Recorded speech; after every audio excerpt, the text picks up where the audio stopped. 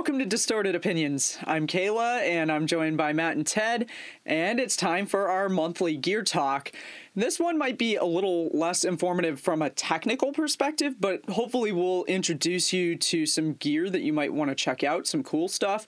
We're going to be talking about our dream gear today, and guys, I know I've got some guitars I've been eyeing, surprise, and I may have just a little bit of a pick problem since our last gear talk, so I'm going to just briefly touch on that when we get to me. A pick problem. Yeah, a bit of a pick obsession. Yeah, it is borderline obsession at this point. Yeah, I might need to go to like a Picks Anonymous group or something and get some help here. It's getting a little out of control, but we'll get to that when we get to me. So let's get right into it. I know Ted's going to have some drum stuff, so we'll probably put him in between Matt and I just to break it up a bit, because I know Matt and I are going to be talking guitars mostly. So Matt, why don't we start with you? What do you have on your list of dream gear for this episode? Oh man, I mean, it's you already have so many guitars, and like your gear like collection is outrageous already. I might have a problem too. What are you missing at this point? I mean, I think the two guitars, if I'm going to reference or whatnot, I think I probably die a happy man. If I could have these two pieces of gear. Now, it used to be one, but recently, what I mean by recently is probably within maybe the past 3-4 years that kind of it's on that next tier pieces of gear.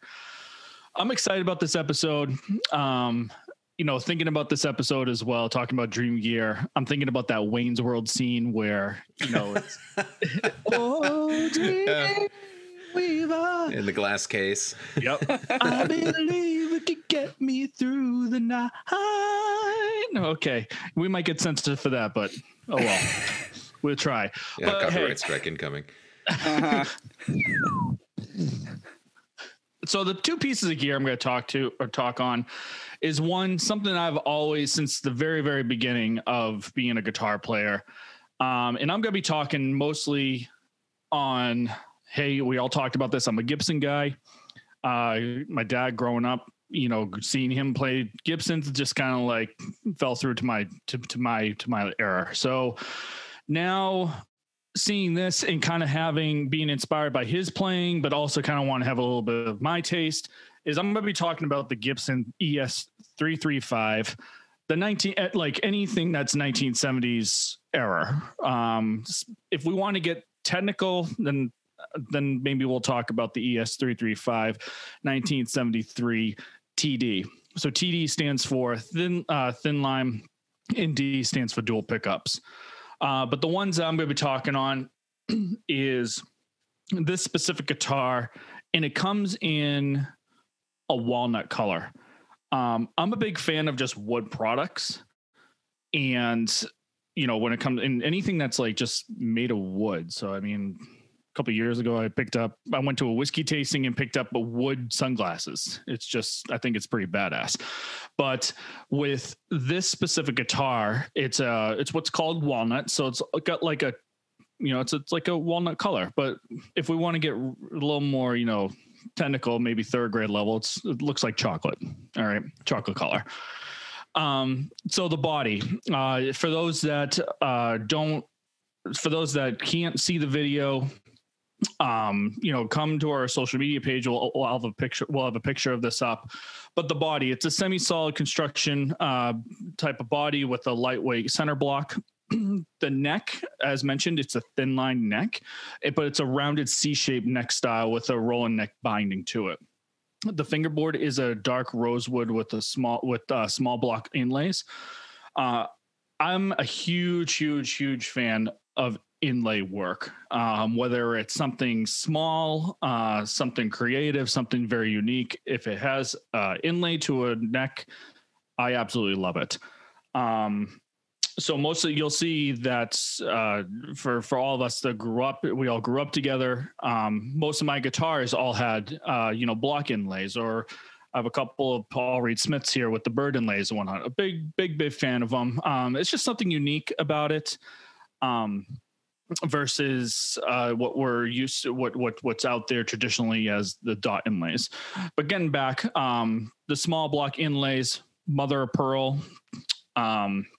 The pickups, they're 1957 classic humbuckers. The bridge is a nickel ABR with titanium saddles, and the tailpiece, and I'm just actually reading through my notes here. The tailpiece is a die-cast zinc tailpiece with locking studs. The tuners that the 335 comes with are occlusion replica bolt brushing tuners. Can't even talk. But most importantly, let's talk about the finish. So you'll have two types of finishes. All right, you have a satin finish, which has, doesn't really have a very thick type of gloss to it, but allows the guitar to breathe. But then you also have I'm gonna probably mess this up. So nitrocellulose finish. Okay, so back in the 1970s, they used a lot of the nitrocellulose type of finish, which gives it that more of that glossy look to it. But it's also a clear coat I just pulled it up because I needed a visual reference as what a Gibson 335 looked like. And it has the F holes in it. And that walnut finish. Wow. Oh, like, it's just wood grain, and it's pretty sweet looking. It's like being naked and getting away with it. That's how I look at walnut finishes. Yeah, no, that's I get it. Yeah. But I've always had a fascination for this type of guitar. It's more leaning toward playable in the 60s era, heavily used in the 60s era. Some notable artists that play 335s is Larry Carlton, Chuck Berry, those some famous names, to even maybe not so much the whole style of the 335, but even different takes of how the 335. So like take, for instance, Dave Grohl plays a 335 type of guitar, but the headstock is a little different. So it's like as if a 335 and a Gibson 335 and a Gibson Firebird collectively came together and made Dave Grohl's guitar.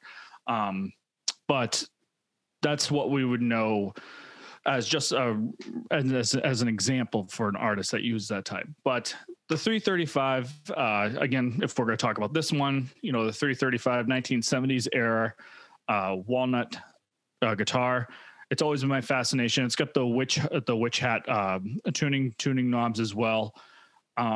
Listening to this, playing one, back in the day, the guitar does everything. I personally think the guitar does everything from classic to blues to even hard rock.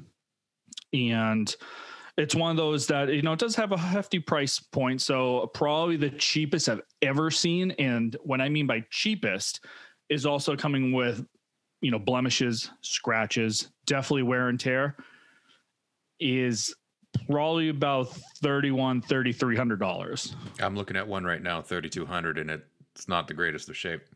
Exactly. So, I mean, guitars, do they wear and tear? They do. Does it show history? Yes. Does that mean it's necessarily something wrong with them? You would have really, as a guitar player, you would really have to dive deep into, the outtakes of if a guitar is going to be worth it or not. I mean, personally, I'm not really a big fan of broken headstocks, but you're going to have guitars out there that have repaired headstocks and it's stronger. I think it kind of takes away personally the dynamic. I may have some opinions I may have some distorted opinions that come about and say, Matt, what the hell are you talking about?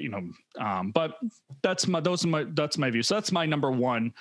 And while we're on it, because I also see one that is gorgeous. I see one for sale out of stock, but it was for sale for about $4,800, and it was like really nice.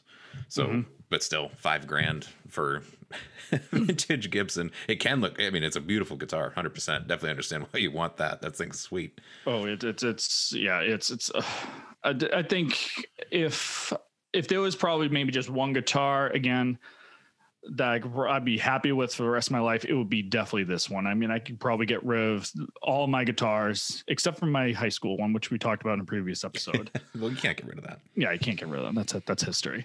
But and then, you know, throwing on probably a hefty insurance plan on it, because God forbid if I'm throwing big money on that guitar, I better have good coverage for it. Right. But that's my ultimate one. So we'll see. You know, hey, you know, life could be, you know, not taken advantage of and whatnot. So hopefully, crossing fingers that, you know, that puppy comes into my house one day. So that's the Gibson ES 335 TD. The second one I'm going to talk about is, and Ted, this actually kind of has a little bit of you know, a relation to, you know, to how we were in high school and whatnot. So specifically, okay, I'm going to be talking about the 2004, not to age ourselves or whatnot, but I'm going to talk about the 2004 Gibson Les Paul Standard, but it's a limited edition. So Gibson Les Paul Standards, okay, what's unique about this type of guitar, okay, is that Gibson decided to say, hey, we're going to have a standard, we're going to have a limited edition standard that comes out, but we're going to change the headstock. So for those that are familiar with the Gibson headstock, is it has the Gibson Pearl for the standard, it has the Gibson Pearloy inlay, and then it just has a decal that says Les Paul. This specific one has the Gibson Pearl inlay, but instead of the Les Paul decal, they gave a Pearloid inlay of a crown on the headstock, and the whole guitar has a binding through it. Okay. And the truss rod cover, instead of saying standard, says Les Paul on it. So looking at this, I went to a show, which my cousin was playing in a band, and I saw a guitarist play a red version and a blue version of this guitar. And it was like, again, that Wayne's World scene. Oh, Dreamweaver.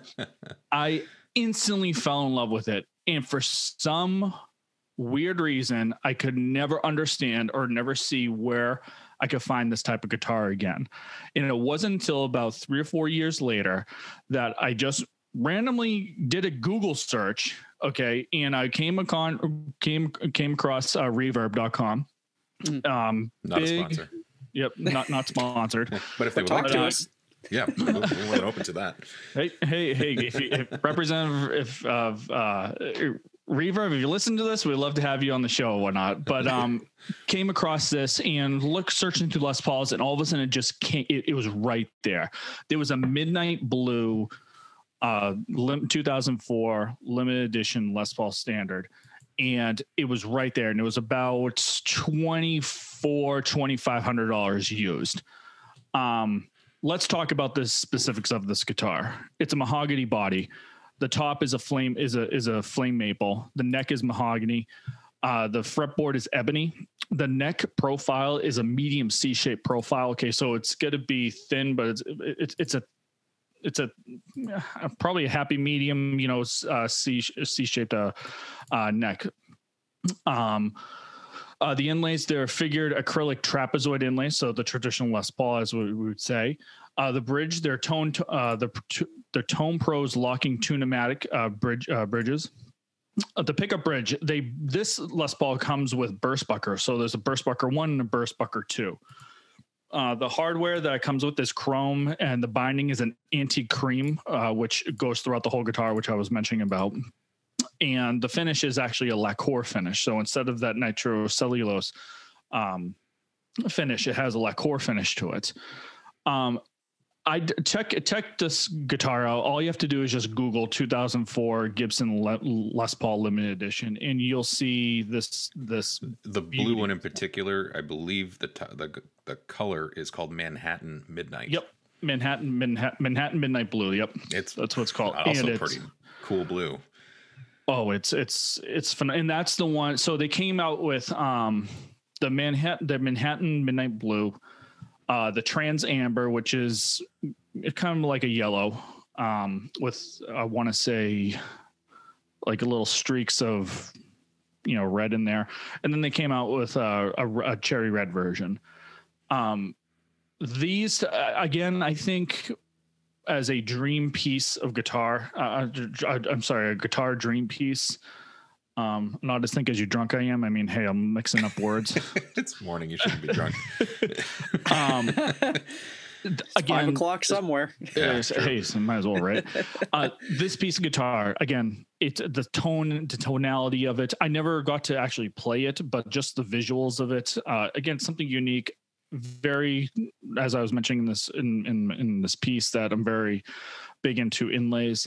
So seeing that Les Paul with the crown inlay, again, something that is featured in that 335 I was talking about is now featured in this one. But not only that, but also the binding throughout the whole guitar just makes it really pretty, really makes it really unique. And also, again, it was a limited run. So if you happen to see one out there, expect to pay big bucks. Now, the only one, now I want to say, if for those that do look at this guitar and say, hey, you know what, excuse me, maybe I don't want to pay that type of a price, but hey, I really love that binding, that headstock. Gibson came out with what's called a Gibson Robot Les Paul. So basically it's in better terms, it's a studio version that has automatic tuning electronics, but there are some guitars out there that they took out the electronics out and put regular tuning machine heads in it. But they also feature the same type of headstock, the same type of binding as well. So it's noted as what's different with the Robot and this limited edition standard is that the binding is only from the headstock to the neck. It doesn't go with the body. So imagine this headstock and neck with the studio body, and you'll see that the price difference with there. And I would probably even say, the features are a little bit different as well. So for those that are interested in this type of, features, you're looking at maybe about $1,300 to $1,500 if you're looking for a Gibson Robot that features that type of a binding and whatnot. So, but anyways, before getting onto a tangent, these are the two types of guitars that I hope to one day add to my collection. Other than that, I mean, I could go on, deeper into, the type of, getting even more specific with each guitar and whatnot. But I believe my time is up. So I'm going to jump over to Ted.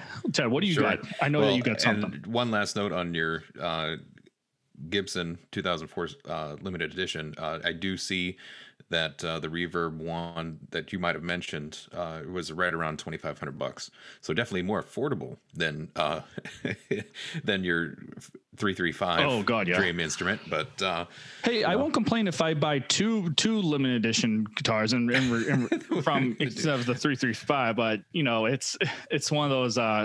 It's a beauty. And also one more thing too, Gibson. Because the Les Paul, that the 2004 limited edition became really popular, they actually extended it into 2005, and they added another color to it, which is called Pacific Reef, and it's a beautiful, like dark. I want to say a dark. It's like an ocean. Okay, it's got like nice greens and blues to it. It's absolutely beautiful, like a dark teal. That's nice. Probably the best I could explain it and whatnot. But yeah. So other than that, those are the guitars. Ted, what pieces of dream gear do you got? Sure. So I know as a drummer, there's billion different combinations of drums. There's drum racks and two separate bass drums, if you will. I have never had a drum kit. My drum kit, I feel like, is pretty extravagant as I've been building it over the years. But your drum kit's insane. I love it. But in terms of setup, I've never played with two bass drums. I've always had the double bass pedal off of one bass drum, and in my play style has basically been revolved around that, because when I play, I have the left foot pedal for the drum kick as close to the hi-hat pedal as possible. So the hi-hat legs come out, and then I've wedged the left foot pedal in, so it's literally within half an inch of the hi-hat pedal at the same time. So it's very little movement with my left foot to toggle between the two. And I'm just used to that. And I know logistically, if you have two independent bass drums, that is an impossible setup. And I would have to, my legs would be in a different position. I'd have to relearn what is comfortable to play drums. So when I was thinking about Dream Gear and how cool it would be to have, two bass drums, realistically, it would be a learning curve to try to get used to playing in that way. Certainly there's also, there's never a shortage of a cymbal that I would want. But if you've ever seen my drum kit, there are certainly plenty of cymbals already.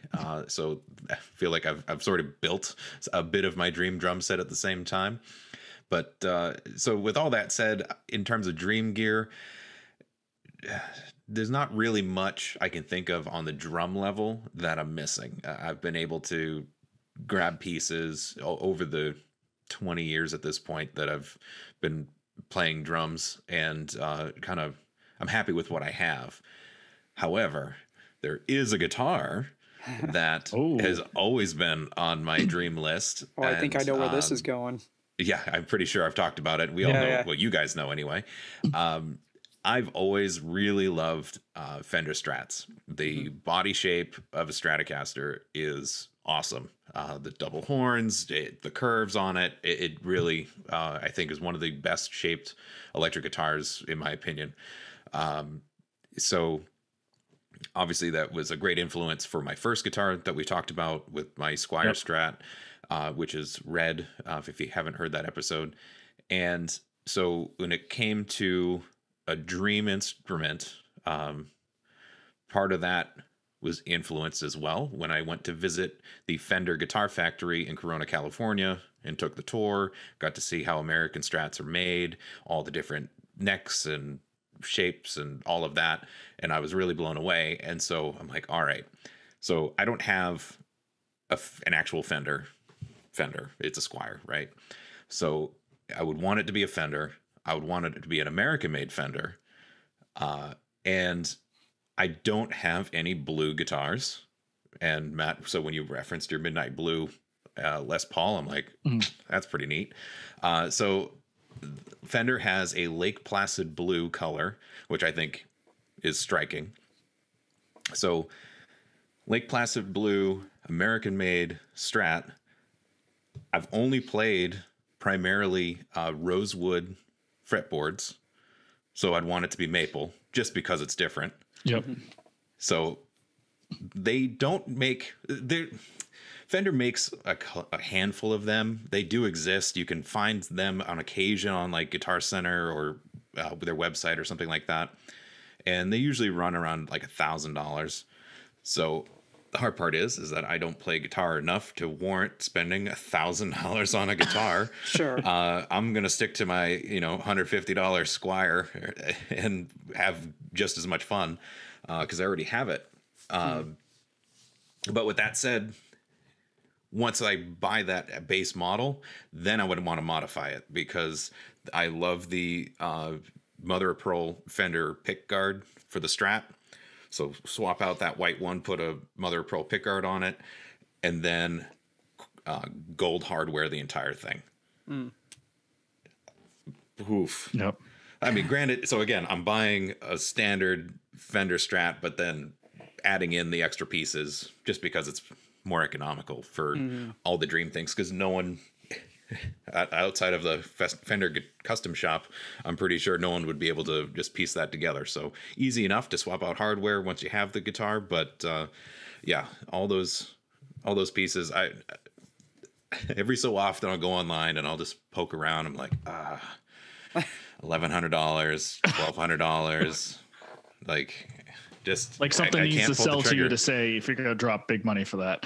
Yeah, I mean, I can't justify it as cool as it would be. And I'm like, I don't play a guitar enough. It would just be sitting on my wall and just to look at, like, It's $1,000 piece of art. Mm-hmm.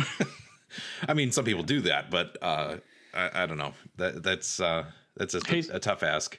Sometimes art just needs to be hung on the wall just to look at. I mean, you're not going to go ahead and buy the Mona Lisa and, try to, make love to it and whatnot. You're just going to hang it up and just be like, hey, cool, you're Mona Lisa on my wall. Yeah, I don't know. Maybe if I find that extra $1,000 kicking around, I'll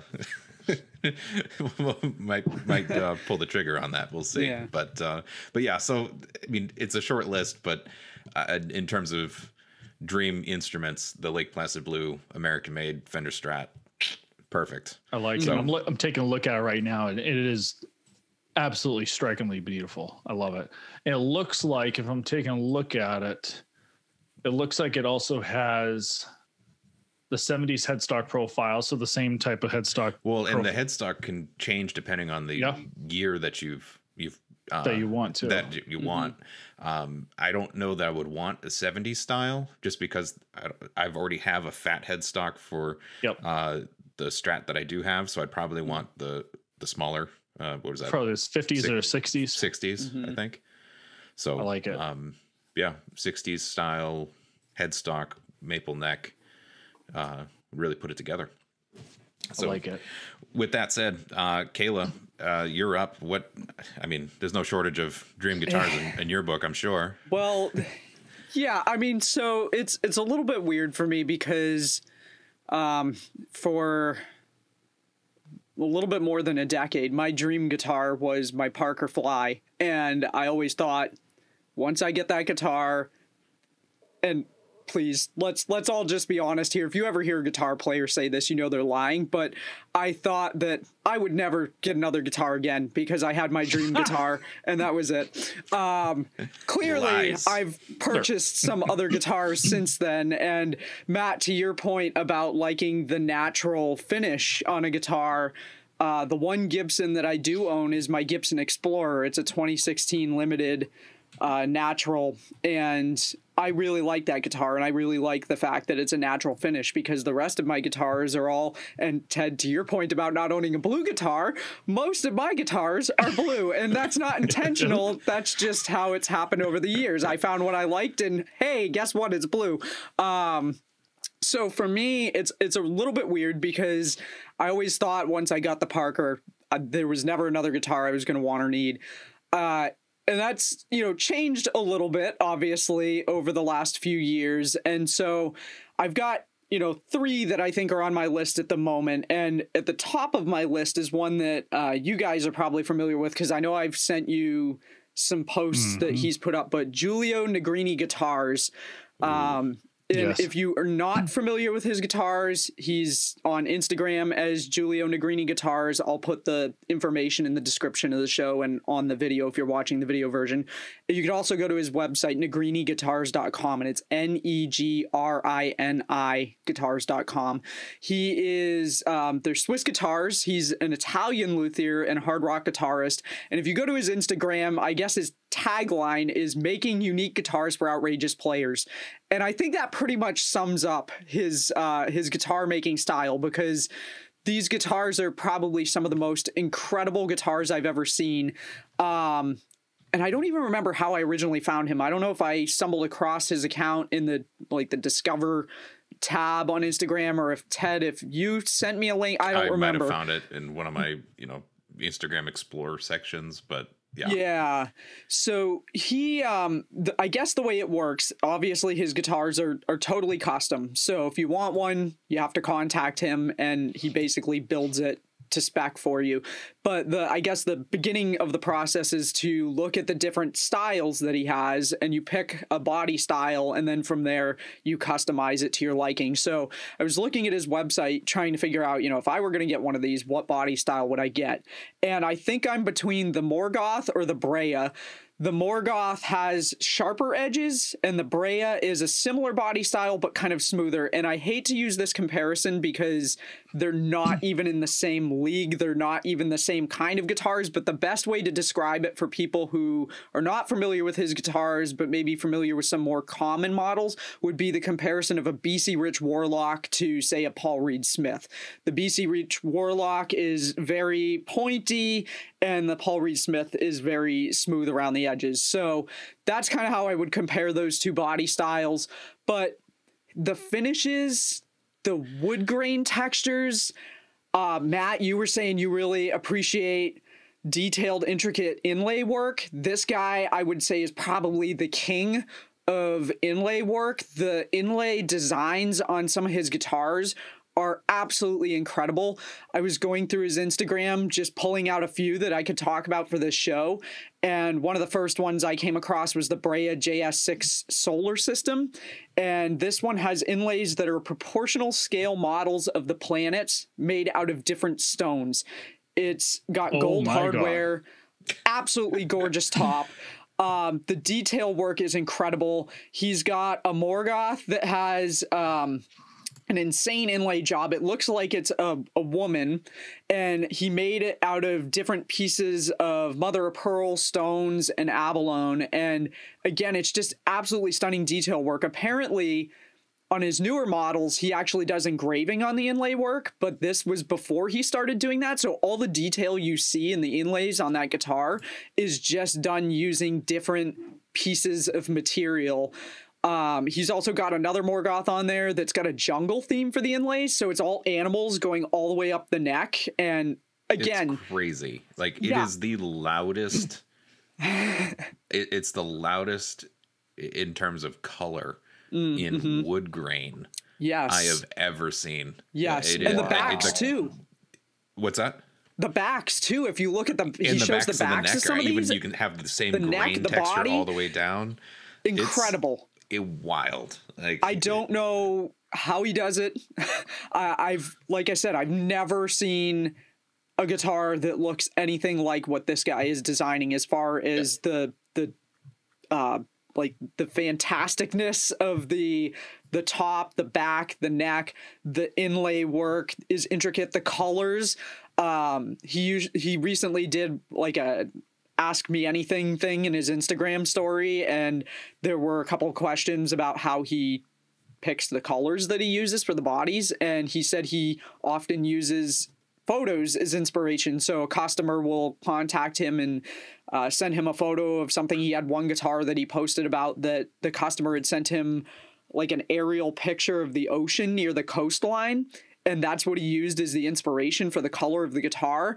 And it was just absolutely amazing what he did with the finish on this thing. And they're all, I think, pretty much transparent tops. So, you see the wood grain through all of them, but the colors, I have, if I were going to get one, I have a few sunset pictures that I've taken over the years that I could definitely see him doing some really amazing colors with, if he used some of those photos as inspiration for making the colors on the guitar. And all I can say is that Julio is a real artist and a craftsman, and I really don't think there's anything as intricate out there as what he's doing, especially with the inlay work. And he's also doing guitars. I mean, he does, I think, 7 and 8 string guitars. He does fan There's fretboards. There's a 10 string on the website. Yeah, I'm sure. Which is the already crazy possibilities because are the endless. neck is like huge, 2x4. It's like a bass with a guitar added on to it, basically. Yeah, it's basically the possibilities are endless with what he can do with a guitar. And he does fan fretboards, which I've never played a guitar with a fan fretboard, and I don't know if it's just the guitarists and the luthiers that I'm following, or if it's becoming more of a trend, but I feel like I'm starting to see more people playing guitars with a fan fretboard. And so I've been really curious about this. Can we break down what a fan fretboard is for the listeners? Yeah. So, if you've ever seen a standard guitar, the frets are all kind of parallel to each other. They're straight across. With a fan fretboard, it's literally, they're kind of like fans. So it almost looks like the neck is warped in a way. I'm trying to put it kind of in layman's terms for people who don't necessarily play guitar to understand it. Where the pickups are in the guitar, the angle of each of those frets starts going almost to a 45-degree angle incrementally. Right. And I've never seen one in person, but there's definitely some on this website, which is certainly unique. And that 10-string in particular, the Shen definitely has that fan fretboard style, which is definitely interesting. Yeah, no, I've been really curious about it, and I would be inclined, if I was going to have him make me a guitar, to get it with a fan fretboard, but I probably would have to find a guitar of some sort that is local for me to try that before I were to go that route, because I wouldn't want to, I can't honestly say what the starting point is for a Giulio Negrini guitar, but I have to imagine that we're probably talking several $1,000s. I'm guessing maybe 7,000 is a starting point. 7 to 10 has to be. The artwork is outrageous. How much time that goes and then never mind shipping it. I would guess 10 grand. It would have to be. Yeah, rough estimate. Again, not, I don't think any of us know what exactly he's charging, and I have not reached out to him because I am nowhere near being at a point where I could ever afford to get one. But if I were able to afford to get one and I was looking to get it with a fan fretboard, I think I'd find a guitar somewhere around here that I could try first before doing that, because I would hate to spend that kind of money on a guitar and have it custom made and then not like the way it plays because I don't like the fretboard. So but yeah, that I think would probably be top of my list right now of like, if I had endless amounts of money to just spend. And to Ted, to your point about like not playing guitar enough to warrant spending the money, for me, I feel like I don't play guitar at a level, like not a lot of people are playing out right now, but I've never really played in a band where it's like, okay, I'm out gigging with this thing and I'm making money off of my playing and I can warrant spending thousands of dollars on guitars. I wouldn't say that my guitars are art pieces by any means. I do play them all, but to spend that kind of money on a guitar, I really feel like I'd have to be playing a lot more and at a higher level than what I'm playing right now to justify spending that kind of money. So I can totally relate to you on that aspect of it. But, maybe in a slightly more affordable price range, and I use that term affordable loosely because this is still more money than I could justify spending on a guitar. One that I've really been kind of having my eye on for a while now is the ESP Eclipse. And Matt talked about the Les Paul. If you're unfamiliar with the Eclipse, it's very similar in body style to a Les Paul. And if you don't know what a Les Paul is, if you've ever seen Guns N' Roses play, you've seen one because Slash plays one. There's a lot of really well-known guitar players out there that play Les Pauls, so you've seen it. But it's very similar in body style. But I'm kind of adamant that if I was going to get one, I don't want an LTD model. And there's nothing wrong with the LTD models, especially the higher end LTD models are really nice. They have a lot of really high end hardware on them. But I've always wanted, again, kind of like you, Ted, with the Fender, wanting a US made Eclipse. And I follow ESP on social media and I follow one of their painters. And so I see a lot of the finishes that are coming out of the custom shop, particularly with the Eclipses, and they're just really, really cool what they're doing for finishes right now. And so I'd love at some point to get one. And I would not turn down if somebody offered me a Les Paul. I wouldn't turn it down, but we've talked in previous shows that I'm not as much of a Gibson person. And so, for me, if I had the option between picking an Eclipse or picking a Les Paul, I would probably choose the Eclipse over the Les Paul. But that's always, for the last few years, that's been a guitar that's really been at the top of my list of if I'm going to get another guitar that I'm going to drop a few $1,000s on, it would probably be the Eclipse. And I think when I've looked at some of the models that they have coming out of the custom shop right now that they're sending to Sweetwater and some of the other music vendors, I believe they're somewhere in the ballpark of like $4,000 to $5,000, depending on what the finish is.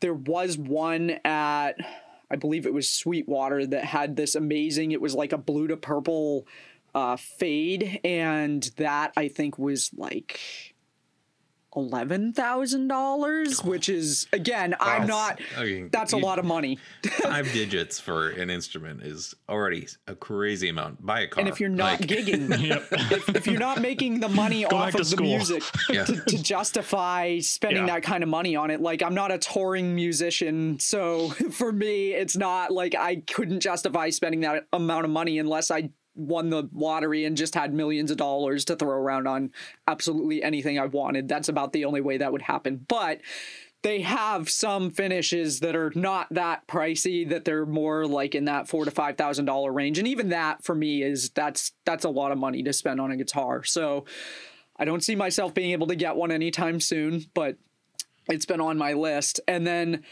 the final guitar on my list, and this is probably going to sound really weird since I already own one, but it's a Parker Fly. And so here's where I'm going to go with this. You just can't have one. Yep. Well, no, it's not even so much that. So my Parker Fly, like I said, was my dream guitar for a long time. And it took me over a decade to be able to finally get to a point where I could afford to buy one. And I was really excited about it. And it wasn't until a few years ago that I actually discovered that Ken Parker had sold the company to US Music, which US Music made, I believe, Washburns and Takamines. I could be getting that totally wrong, but they make a lot of well-known guitar brands that a lot of people are probably familiar with. And they bought Parker. And shortly after they bought Parker, they stopped manufacturing the Parkers entirely. But they made changes to them when they bought it. And I think some of that was because the Parkers, and I believe I talked about this a bit in the first gear talk that we did, where it was Matt and I talking. We'd each picked a guitar and I talked about my Parker, but they are not a guitar that can easily be mass produced because of the way that they're designed, and everything about them is custom, right down to, like, you can't just throw any pickup into them because the body size is so thin that the DiMarzio pickups that are in them are actually a custom model that are designed to fit within the cavity of the body. Even like, just as an example that I've dealt with, I put strap locks on mine and I had to go get a different screw for the top strap lock because the screw that came with it would have gone right through the top horn because it's so thin. Obviously, I don't want to drill a hole through the horn of my guitar. So, even that was a more manageable issue, but it was an issue nonetheless. And so, basically what it boils down to is they made changes, and the Ken Parker era models, there were things about them that I really wish I had the opportunity to own one, but the only way to get one is to buy it used. And it's really kind of a crapshoot when you buy one of those used because it's been, I don't know when exactly he sold the company, but most of the guitars that you can get from that era are probably about 20 years old at this point. And some of them have really been beaten on. Some of them, it's horrifying to me what people have done to them. I'm all for, modifying your guitar however you want, but having just said that the pickups are custom so that they fit within the body of the guitar, I've seen some for sale where people have tried to put in like regular, say for example, EMG pickups, and they don't fit, and so they just screw holes into the body of the guitar. So then they're selling this guitar and it's got these holes on the side because they didn't route out the cavity the right way. It just, I've seen some really, really horrifying stuff that I can't even imagine. I paid almost $3,000 for this guitar. I can't even imagine deciding like, yeah, you know what? I don't like the DiMarzio pickups in this. I'm just going to throw some EMGs in. Oh, they don't fit right? Well, I'm just going to drill holes into the body of it and make them fit. I just, and they're always Parkers. If you're not looking at like the Night Flies or the PDF models, which were they kind of had a Korean model, which was a bolt-on style neck that were less pricey. They've always been in the $2,500 to $5,000 price range, depending. And they had some that were more than that, that were like limited run editions, like they did a Four Seasons series where they did a spring, summer, fall, and winter finish, and those went for a bit more money. They have a snakeskin model that's actually made out of python skin, and that went for like in the five digits, I think. So, I mean, there are more expensive, but generally for a deluxe model, the price range has always been a $2,500 to, you know, high 3,000s price range. So it's not, they've never been like inexpensive enough that I could ever imagine anybody being able to justify just Frankensteining a Parker.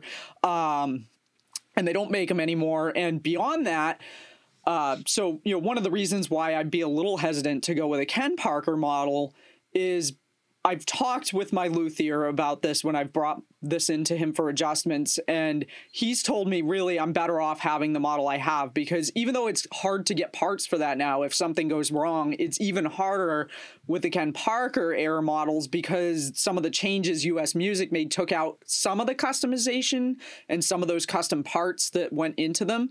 But, you know, even things like, and I've talked about this, the spring, in a guitar with a standard floating bridge, the spring is literally a spring. It looks like a spring. There's usually 2, 3, 4 of them in there, depending on how many you need and the amount of tension.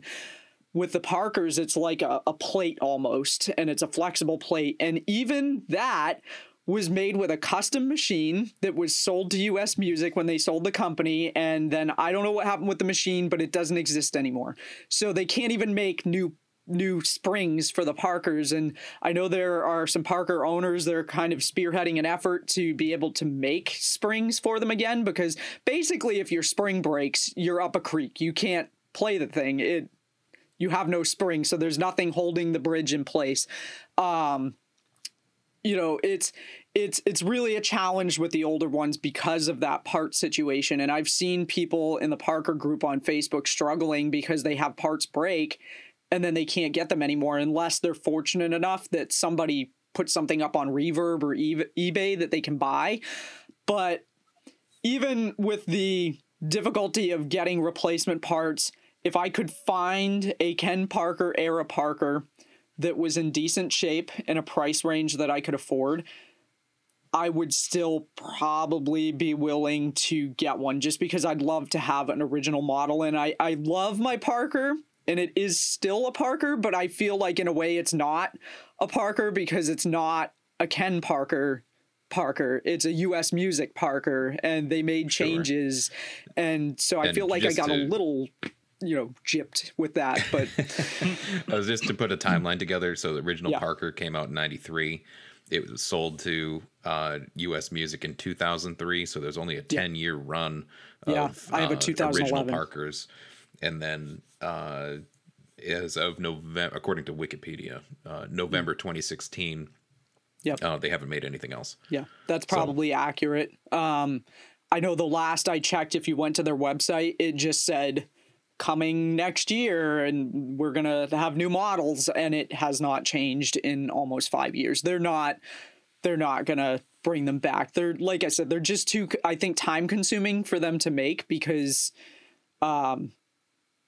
they can't be mass produced.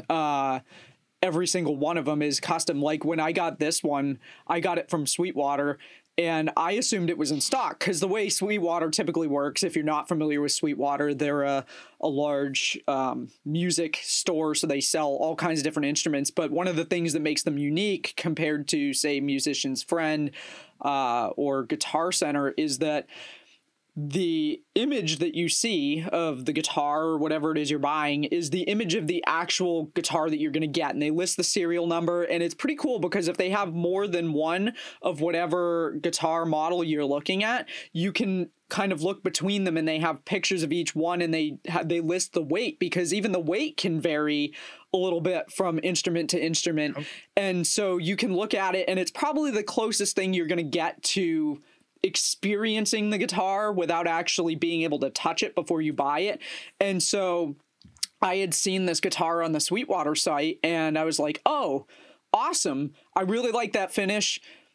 I'm going to go ahead and call them up and see about ordering one of these.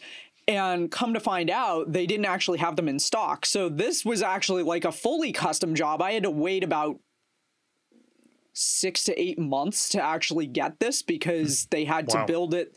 They had to do the finish. Had I known that, I might have actually maybe picked a different finish, but I have the blue burst, which again, it wasn't intentional to end up with a guitar that's got blue in it, but that's what I thought that I was, what was available that I was ordering. And so it is still fully a custom job, but just think about that. It took me almost 8 months to get that, and that's one guitar. So I can't imagine that Washburns or anything else that US Music was pumping out takes that kind of time to make. So they're cool guitars. They're, unique as far as the body style, and, there's a lot of customization that goes into them, and that makes it difficult now that they're out of business to be able to get any replacement parts. So buying an older model is a risk, but I'd still love to get one at some point. So I know, odd because I already have one, but that's the reason why I would want another one. It's not just like, there are people that are like, there are people in the Parker group that have like 6 or 8 of these, and it's just because they love the guitar. I love the guitar, but I don't need 6 or 8 of them, and my reasoning for wanting another one is probably different than some of those people where for them it's, I think, a collector thing. They really like the guitar, and they all do vary a little bit, but for me it's I want an original Parker, and that's why I would want one. But would you want 6 or 8 original Parkers? Well, if I had the money to put into 6 or 8, because they're that's the thing. They're still going for the price that they went for new. And it's also a little outrageous what people are asking for some of these used ones that are not in really great shape. I was having a conversation with somebody recently, and we started talking about the Parker group blew up a few days ago over the fact that somebody saw a Nightfly that had a MIDI module installed on it. And then there was a Nightfly exactly the same that didn't have the MIDI module. And the price was almost a $3,000 price difference that the person was asking for the one with the MIDI module. And it's like, I don't think that the MIDI module warrants, like, pretty much everybody in the comments was like, he's not going to get that for that guitar just because it has a MIDI module in it. That there's no way.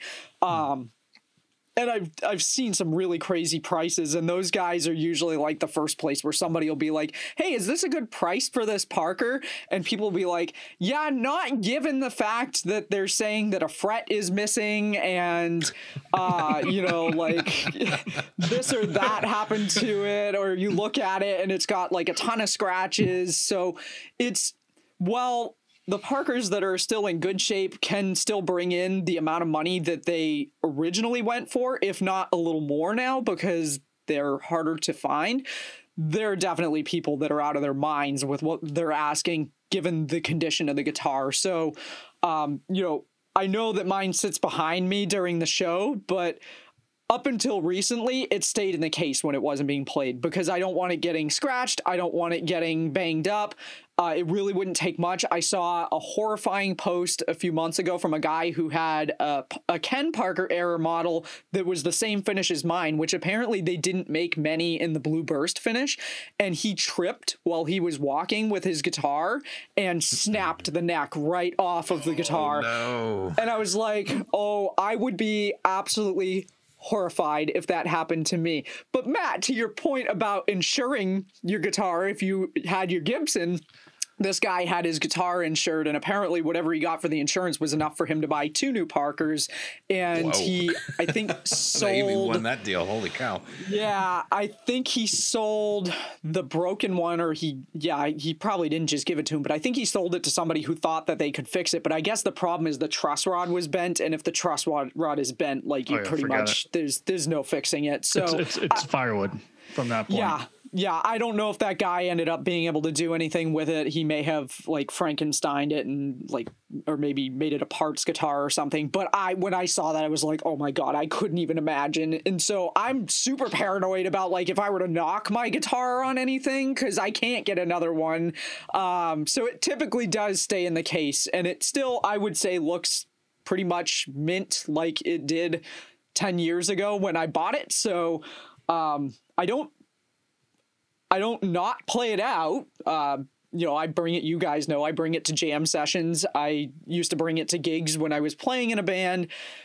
I use it all the time at home, but I'm very careful about where I set it down and those sorts of things because I don't want to break it. And I'm very careful about letting other people play it because, again, like I still have it, a Jackson Randy Rhoads, and you guys have seen that. That thing's been beat to hell because I've had various people over the years that came over to my house and they wanted to pick it up. They wanted to play it. They're walking around with it. They bang the corner into a door. Like the corners of that guitar are all beat to shit, quite frankly, because it's been banged up by people walking around my house with it. So I'm very careful about this one, especially given how much more it cost than that Randy Rhoads and the fact that I can't easily replace it.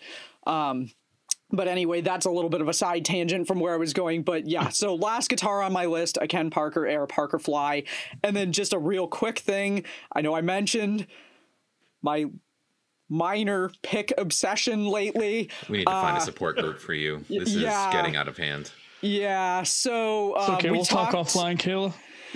Okay, sounds good. We all support each other. Sounds good. You get to pick your group. Oh, I see what you did there. Corny. Yeah. So yeah, we talked in our pick episode about how I had ordered a few picks from Jaquetto Picks, which is an Australian pick maker. And since we recorded that episode, I've bought at least a dozen of his picks in all different styles and thicknesses. And I'm going to maybe let the cat out of the bag and hopefully I'm not getting ahead of myself. So we're working on a future gear talk and actually trying to get Jack, who's the owner of Jaquetto Picks, onto the show with us to talk about his picks and the pick making process. And so I've been talking to Jack a lot through Instagram Messenger. And I told him, I was like, your picks are really cool, but eventually I'm going to have to reel it in here just a little bit because I've gone kind of overboard with the pick buying, and I don't even actually have any of them in hand yet because the shipping's taking ages. Right. Oh, and it's Australia, so it's crazy far too. Right. So it takes a lot of time. Right, and it's been sitting in Sydney for the first because I've ordered them now in 2 rounds. So the first round shipped out and it's been sitting in Sydney for a week, and I don't know when it's going to move from Sydney to the US. And then once it gets here, who knows, because the US postal system is really screwed up right now. But so anyway, I'm starting to think that this may actually already be a piece of dream gear that I own, just because, like, as you guys know, these picks that he's making are selling faster and faster than they had been in previous weeks. Well, you're and buying them faster and faster, well, so you just it's you. But it's not all me though. Like, it's not. Yeah. Okay. Oh, look, so, they're sold out. Wait, it's already in my cart. It's cool.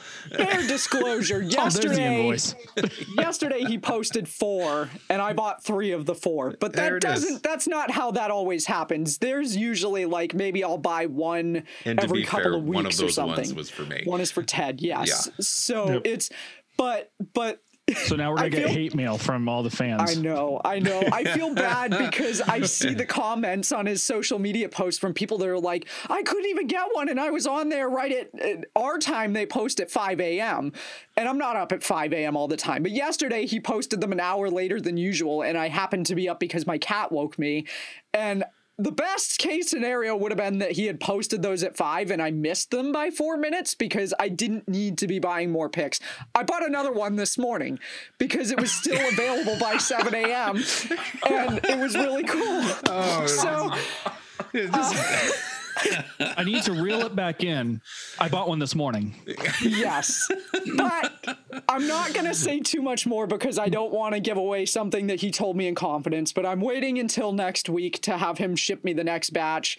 And once I have him ship me the next batch, I need to be done for a while because I'm going to take that as a grain of salt, respectfully. Yeah. It's a slippery slope now.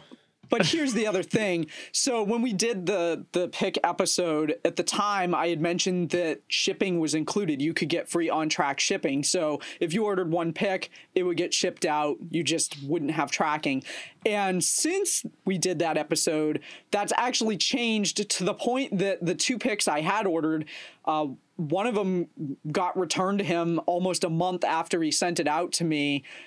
Which means it must have been sitting at the Australia post office for that entire time before they sent that one and the second one back with a letter saying that they were changing their policy, and now anything other than, I think, a letter, you have to pay for tracked shipping on it. And so tracked shipping in our dollars, US dollars, equates to about, I think it was like $14 or $17. At that point, I might as well buy another pick. So one of the cool things that he did do is now he's offering the option. You're just trying to justify buying more picks. No, I'm kidding. No, I'm trying not to. I'm trying not to is where I'm going with this. So he's added the option that he will let you keep any picks you buy in storage until you reach 99 Australian dollars, which I think was about $76 US in picks. And then free shipped tracking is included. So the problem is, unless I want to pay $17 a pick to have one sent out at a time, I have to buy an insane amount of picks before I can have them shipped and not have to pay for shipping. So once I have this next batch sent out, I don't think I'm probably going to buy more picks for a while. Plus, that's going to be at least a dozen picks for me to play with. I think it'll keep me busy for a while. And that doesn't even include, so another pick maker, which again, I feel like I've kind of already got in a way some dream gear, is this guy. Where's this guy? He's in the US. He's in the US. So his Instagram is Vintage Blues, BLUZ. And his shop on Etsy is called Plectrum's Handcrafted. And his picks are even so the thing about Jaquetto is he only posts 4 or 5 picks a day. And so that's part of it too. There's a supply and demand thing happening. And this guy's almost in a way even harder to get picks because he only posts usually 2 a day. And his picks are acrylic. I have one that's arriving tomorrow, supposedly. And then I've got one that I already have here. And they're about the size of a Jazz 3. And I know I mentioned in our last gear talk that I'm really not a big fan of Jazz 3s. They're a little bit too small for me. But where this kind of makes up for it a bit, I think, is that it's thicker. These are about 2 to 3 millimeters, whereas the Jazz 3s are like, I don't know, maybe a millimeter max. I'm not really sure. But his are also unique, like one-of-a-kind picks, and so these, I will play them, but in a way they're almost a bit more of an art piece for me, and so, but they're even harder to get because he only makes 2 of them, so he'll post on his Instagram that he'll post pictures and video of the 2 picks that he's got for that day, and then you sit on his Etsy page, and like last week, he posted one that was really cool that I think was a hybrid of wood and acrylic, and it was pretty awesome. And I was like, ooh, if that one comes up and I can get my hands on it, I might need to get that one. So I sat there and I kept refreshing his shop. And at one point I saw on the side, it said that there were 2 items in the shop, but nothing ever showed up. And then after a couple of minutes, it went back to saying there were no items in the shop and nothing had ever shown up. And I was like, did he list them but not make them public or something? So I went back to the post on Instagram and looked, and there were other people that were like, I never even saw them post, but I saw that it said you had them in the shop. And he was like, yeah, they were gone within a few seconds. So again, I feel like I've already got like a couple of pieces of dream gear just with those picks, because those are just as hard, if not harder, to get than the Jaquetto picks. But I would go as far as to say that perhaps those picks fall under dream gear acquired for me, because they're getting harder and harder to get at this point, and they're really cool picks. Like, as Matt and Ted can attest, because they've seen them, the Jaquetto picks, every one of them is unique. Every one of them is different, and they're just super cool. I'm looking forward to getting the ones that I have ordered, but yeah, I absolutely need to reel it in with the spending, because $20 a pick, like, I shouldn't be spending $20 a pick. At this point, I've probably bought at least $200 worth of picks in US dollars. Like, yeah. They're one of a kind though, so I guess that's the caveat too. They are an art piece too. I mean, they are art, but for me, like Ted, I know yours, you're mainly planning to just have as an art piece. For me, it's an art piece, but I also want to be able to play them. Like that's a big thing. To spend that kind of money on picks just to have them sit on display, that's a lot of money for me to spend. I want to be able to play them too. So I fully intend to actually play the picks, but I also plan to display them on my amp as something I can look at that looks nice when I'm not playing them. So it's, you get the best of both worlds out of it. But so anyway, that was my list, 3 guitars and the picks, and I could certainly talk about amps that I've had my eye on, but I think that's something to save for if we revisit this topic, which is quite possible because I'm sure everybody's wish list is constantly evolving, and I know mine I haven't even talked about guitar pedals. Right.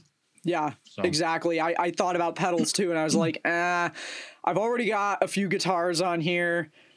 I'm going to just stick with these because if I start talking about pedals and amps, it's going to be like a 3-hour long show. So one thing I wanted to mention before we wrap up here is your Negrini guitars. Obviously, it's made in Switzerland, I believe you said, is where he is. Yeah. On his website, there are 4 dealers. 2 are in the U.S. and 2 are both the U.S. Dealers are in North Carolina. I didn't realize he had dealers in the U.S. I just assumed that everything went directly through him. That's pretty cool. There's 1 in Italy, there's 1 in Switzerland, and then there's 2 in North Carolina, coincidentally. Oh, interesting. Okay. And now Kayla has shifted from picks back to guitars. No. No. First if of you all, wanted to play one, maybe when we can actually travel again, if you're going down, that region of the U.S. for whatever reason, there's my brother lives in South Carolina. Yeah, you're driving by, just saying. And we drive down, so that would be like that's another reason why I mentioned it. It's you're welcome. I could have made an East Coast tour because my dad always wanted to tour the Martin factory, and we never got to do that. And that wasn't, I think, too far off the path of driving down to visit my brother, who I have not been down to South Carolina in 4 years now. And this October will be 3 years since I've seen my brother in person. So hopefully when things clear up, making a trip down there is something that will be possible. However, the biggest reason that we always drove down was because my dad wouldn't fly. He did not like to fly. I won't go into all of that right now, but so we always drove. But since my dad is no longer here, I'm guessing my mom and I would probably just fly down. So I don't know how far the dealers are from Beaufort, South Carolina, but if it's not a long drive, I could maybe put in a road trip or something on a trip down there. But that's interesting. I didn't realize he had dealers here in the U.S. So, and I know that we were talking about price ranges about the Negrini guitars, and I just pulled up a Google search. And someone is selling on Reverb a 2019 Bleeding Nile Morgoth version, and just a price range. This one's going for $4,000. Not as crazy as we thought. It's not as crazy as we thought. And this one's being sold out of New York. What does the fretwork look like, though? Is it like standard frets? Yeah, it looks standard frets. Yeah, I'd probably say pretty unique. I mean, he's got a little bit of a inlay on the 12th fret. Dot red inlays, but they're going into into an angle up at the neck.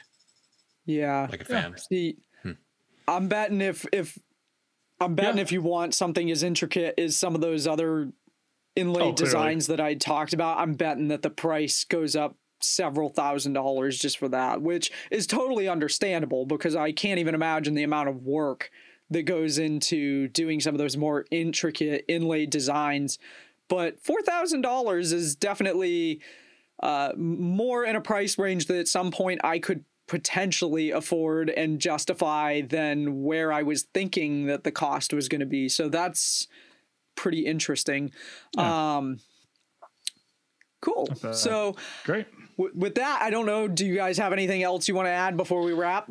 I mean, we could always add to this and add another couple hours, but I think it's probably best we might cut off for now, and then let's definitely revisit it because I'm sure our listeners out there are dying to hear more about dream pieces of gear.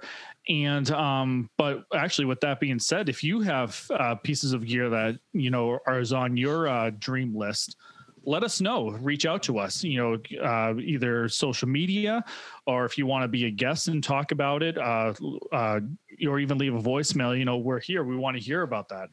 And if you want to reach us, we could be reached at distortedopinionshow@gmail.com. He nailed it. He's got it now.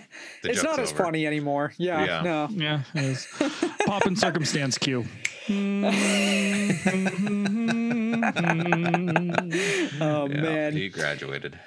Yeah, so you got the email address, and then if you're new to the show and for whatever reason you haven't heard the 9 million times that we've given the address for our Anchor page, it's anchor.fm/distortedopinions, and you can leave us a voicemail over there. As Matt said, you can also find links to our social media accounts as well as a partial list of the platforms that the show is available in audio only format. We're pretty much everywhere at this point, but if there is a platform that you use that you can't find Distorted Opinions on it, reach out to us and let us know so I can see about getting us onto that platform, because I know there's a lot of platforms out there I've never even heard of, but I've tried to cover all of our bases with getting the show on any platforms that Anchor doesn't automatically distribute to, so I'm sure there are probably a few I missed, so let us know if we aren't on a platform that you use. With that, thank you all for joining us this week. Hopefully we talked about some gear that's piqued your interest. Maybe you'll go see what these different manufacturers have got out there, and we look forward to seeing you next week with a brand new show. So we'll see you then. Thanks for tuning in. Oh, dream weaver, I believe we could get you through the night.